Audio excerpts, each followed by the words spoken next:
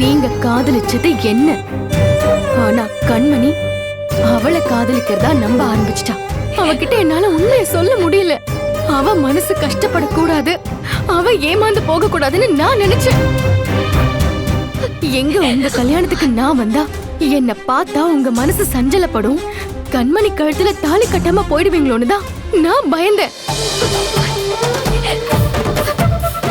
அதுக்காக தான் அந்த தினேஷ் கூட நான் ஊரை விட்டே போனேன். அப்படி நான் போனதுதான் நான் செஞ்ச 3வது பெரிய தப்பு. அதனாலதான் நடக்க கூடாதது எல்லாமே நடந்தது. கண்மணி நல்லா இருக்கணும்னு நினைச்சு ஏன் சந்தோஷத்தை உங்க கூட வாழ வேண்டிய ஏன் வாழ்க்கையே நான் இப்படி இழந்துட்டு நிக்கிறேன்.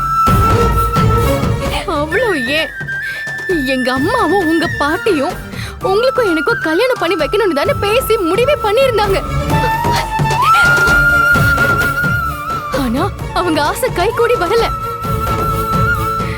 அந்த ஏமாற்றத்தாலதான் எங்க அம்மா இப்ப வரைக்கும் என்னை விட்டு விலகி இருக்காங்க.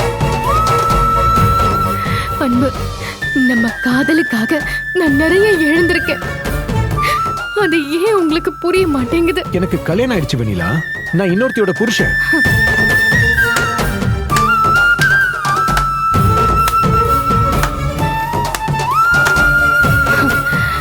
நல்லா நடிக்கிறீங்க அன்பு.